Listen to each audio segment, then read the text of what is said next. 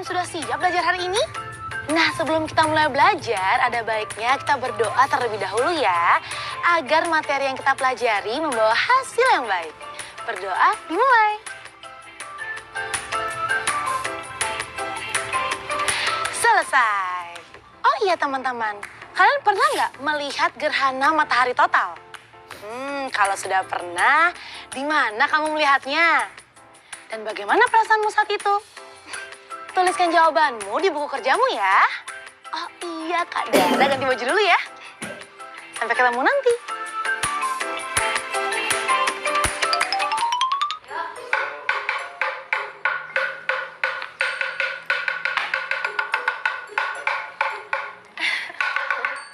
Kak Dara bawa kentongan buat apaan, Kak?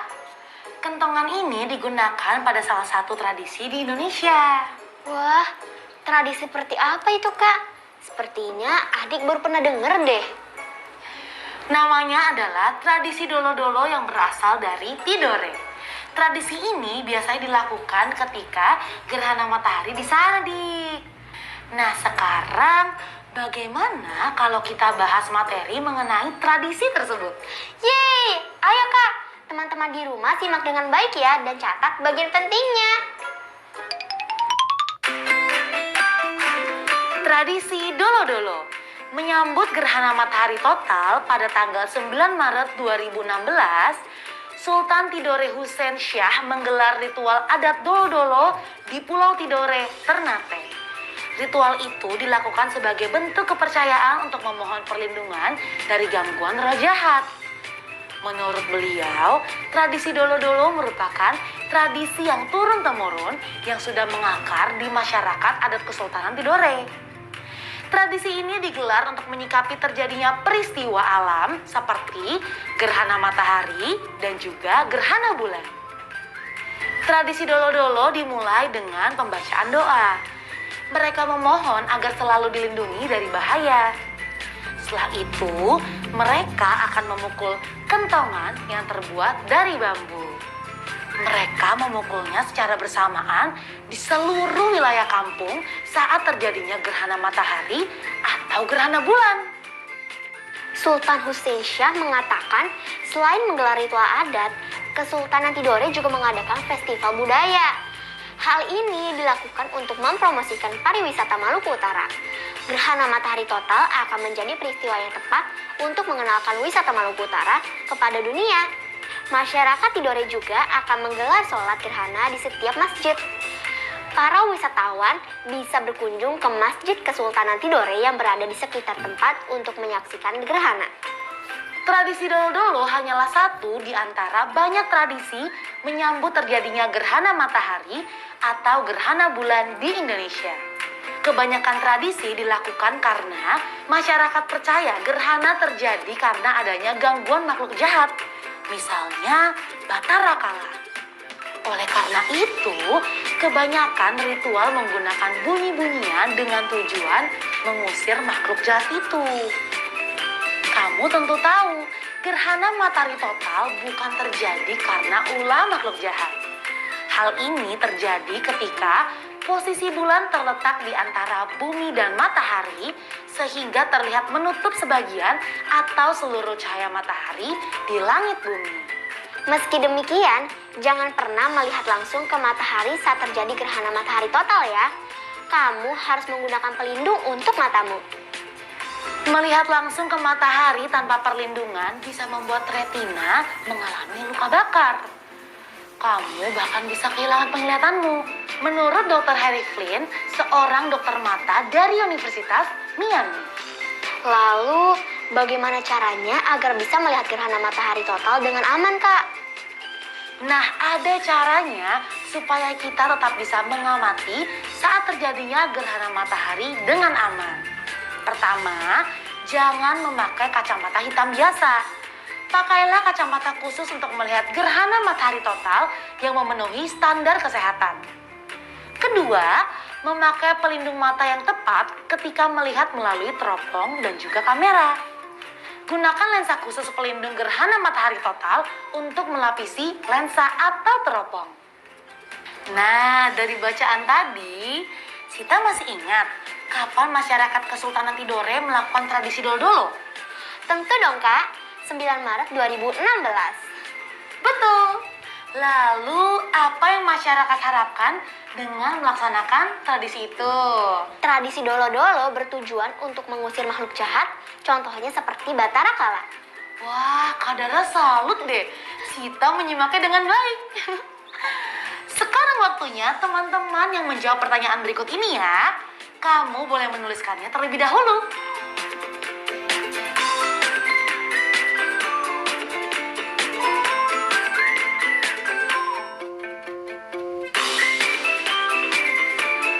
Jika sudah dicatat, jangan lupa untuk menuliskan jawabannya di buku kerjamu ya teman-teman. Kamu juga bisa mendiskusikannya dengan anggota keluargamu.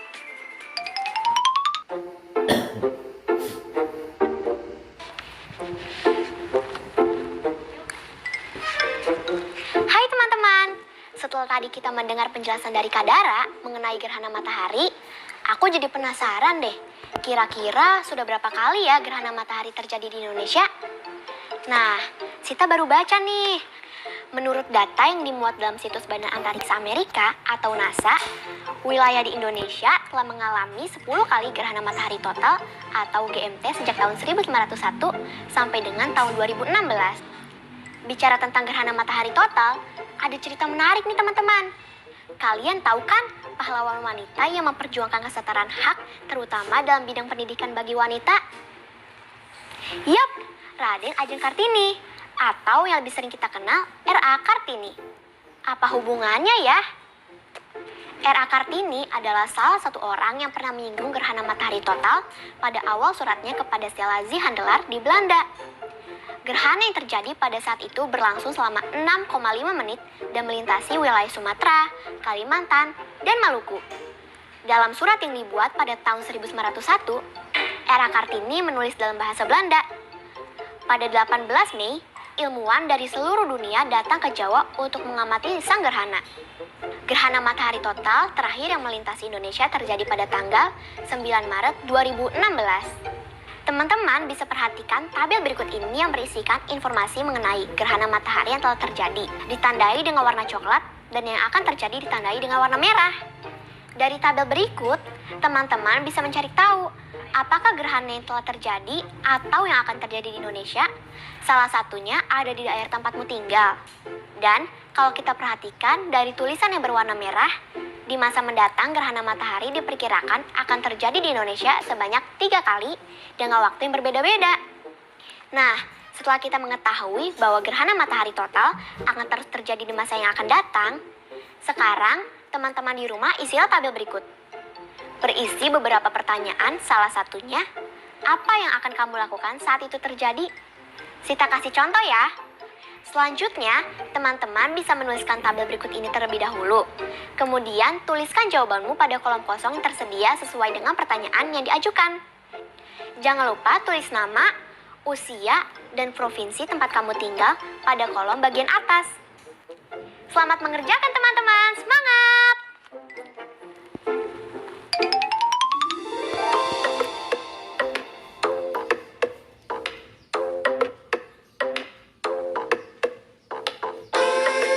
Sekarang Kak Dara ingin mengajak teman-teman untuk berlatih. Kamu masih ingat kan tradisi dolo-dolo yang sebelumnya kita bahas? Nah, berikut ini berisi kalimat mengenai tradisi dolo-dolo yang harus kamu susun menjadi kalimat yang benar. Yuk kita kerjakan. Tradisi strip berasal strip, dolo-dolo strip, dari strip Kesultanan Tidore. Nah, kata-kata ini kita susun menjadi tradisi dolo-dolo berasal dari Kesultanan Tidore. Mudah bukan teman-teman? Yuk kamu lanjutkan di rumah untuk menyusun kalimat berikut ini. Jangan lupa dicatat ya.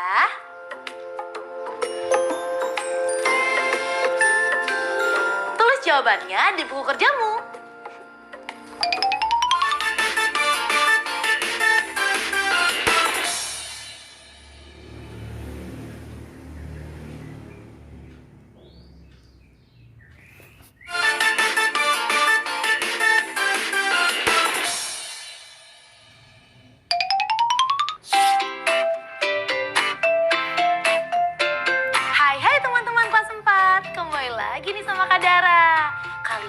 semangat gak nih? Masih dong pastinya, bagus. Nah sekarang kita lanjut ke materi selanjutnya ya. Oh iya teman-teman, sebelum kita mulai nih, kakak ada tabel misteri dulu buat kalian. Nah untuk pemanasan dulu ya sebelum masuk ke materi yang sesungguhnya. Mau gak nih? Oke deh. Nah sebelum itu kakak kasih sedikit informasi dulu ya. Kita akan membahas tentang bilangan prima nih. Nah buat yang belum tahu, bilangan prima adalah bilangan yang hanya bisa dibagi oleh satu dan juga bilangan itu sendiri. Atau bilangan yang punya dua faktor yaitu satu dan juga bilangan itu sendiri. Contohnya bilangan 31 hanya bisa dibagi oleh 1 dan 31 atau faktor dari 31 yaitu 1 dan juga 31. Sampai di sini kalian sudah bisa menangkap ya tentang bilangan prima? Mantap. Nah, ya udah sekarang kakak ada beberapa angka nih. Nah, nanti kalian coba tentukan ya mana yang termasuk bilangan prima dan juga yang bukan bilangan prima itu yang mana aja. 21, 31, 35, 51, dan 53. Setelah itu coba kalian masukkan ke dalam tabel misteri yang ada di layar ya. Tenang aja, kakak pasti berikan waktu kalian untuk menjawab. Gimana, sudah? Kalau sudah, coba kalian masukkan angka yang sudah dipilih ke tabel misteri yang ada ya. Kita coba pilih dulu yang tabel bilangan prima.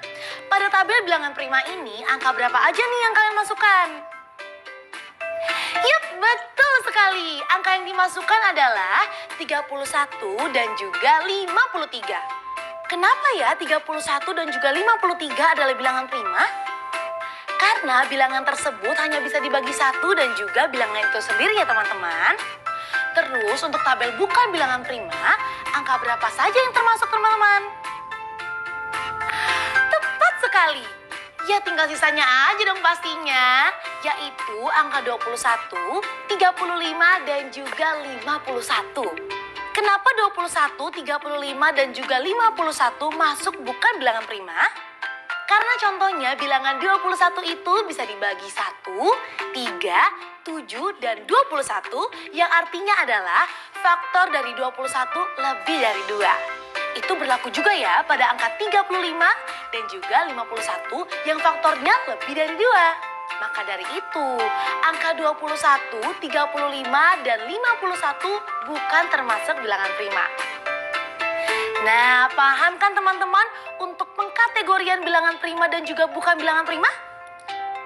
Wah, hebat! Sekarang, yuk kita lanjut materi selanjutnya.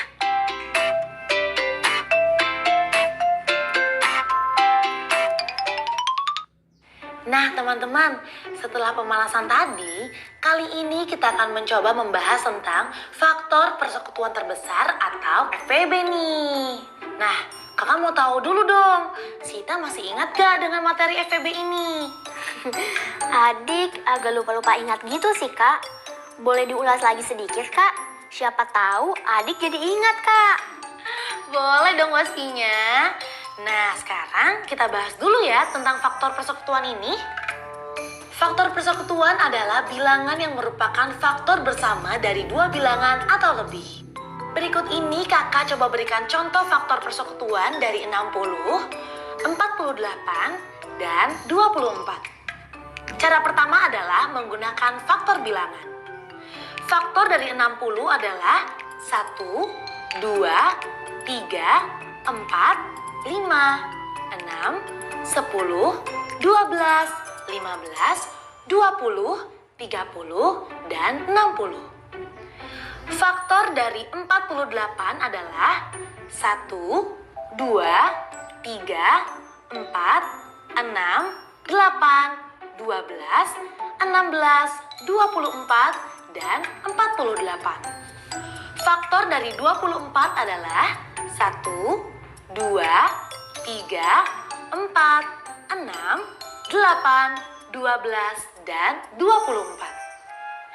Jadi, faktor persekutuan dari 60, 48, dan 24 adalah 1, 2, 3, 4, 6, dan 12. Sehingga faktor persekutuan terbesar atau FPB-nya adalah 12. Nah, di antara faktor persekutuan tersebut, yang merupakan bilangan prima adalah 2 dan 3 ya. Gimana Sita cara pertama pencarian faktor persekutuan tadi? Kamu paham kan? Paham dong Kak. Coba lanjut cara kedua yuk Kak. Biar adik bisa memilih mana yang lebih mudah diterapkan nanti. Boleh banget. Sekarang pakai cara kedua ya, yaitu menggunakan pohon faktor.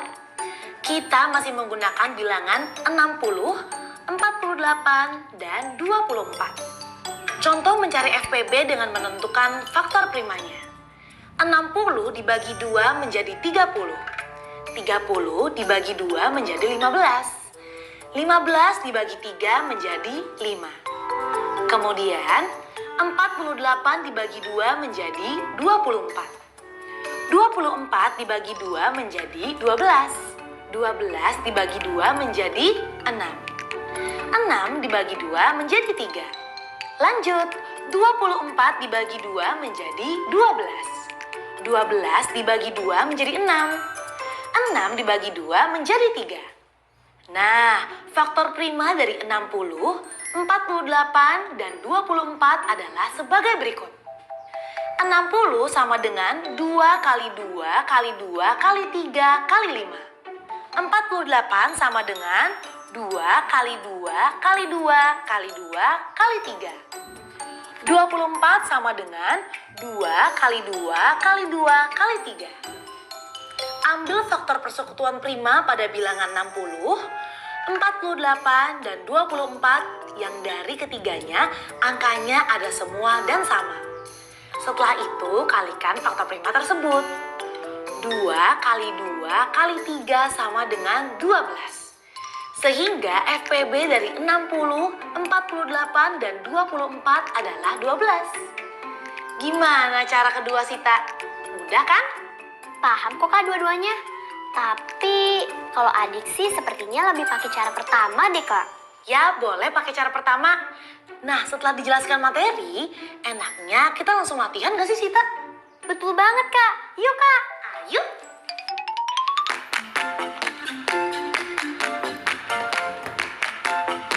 Teman-teman di rumah, setelah penjelasan dari Kak Dara tadi tentang FPB, Kak Dara berpesan nih, kita disuruh latihan soal.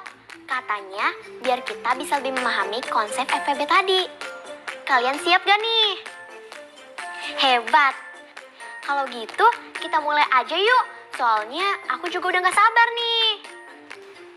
Sebuah lembaga kemanusiaan menyalurkan bantuan kepada sebanyak-banyaknya warga yang terdampak kekeringan karena musim panas yang berkepanjangan. Seandainya kamu berperan sebagai tim pemberi bantuan, buatlah daftar banyaknya bantuan dan pembagiannya secara merata kepada warga. Tuliskan banyaknya bantuan dengan bilangan yang kamu inginkan. Berikut adalah data tabel yang perlu kalian buat untuk mempermudah kalian untuk mendata beberapa hal yang diperlukan.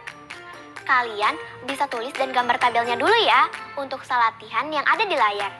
Sita akan memberikan kalian waktu untuk menjawab juga. Setelah itu kita akan coba membahasnya bersama-sama. Gimana? Sudah teman-teman? Oh iya, jawabanku sudah dikoreksi sama Kak Dara nih. Jadi sudah pasti benar ya. Kalian nanti boleh cocokkan cara kalian dengan caraku. Mungkin agak sedikit berbeda jawaban akhirnya. Namun, cara mencari jumlahnya sama aja kok. Kalau gitu langsung kita bahas aja ya teman-teman.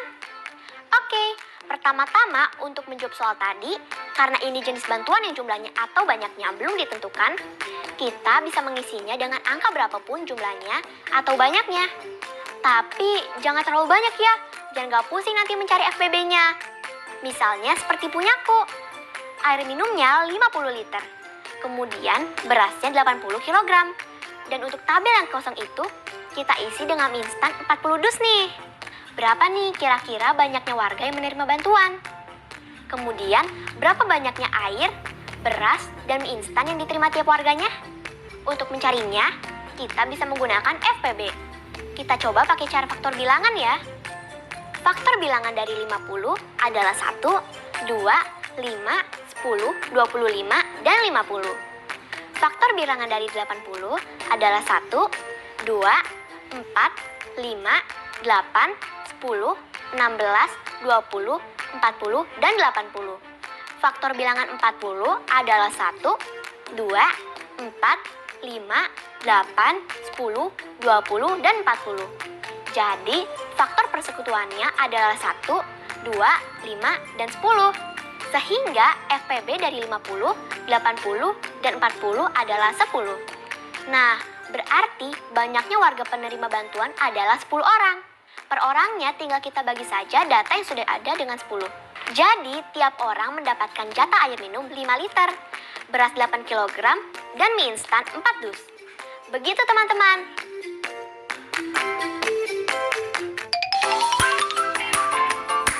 Teman-teman, jangan lupa ya mencatat judul cerita yang sudah kita simak bersama. Seperti hari ini, kita menyimak bacaan berjudul Tradisi Dolo-Dolo. Teman-teman, ini dia materi yang telah kita pelajari hari ini.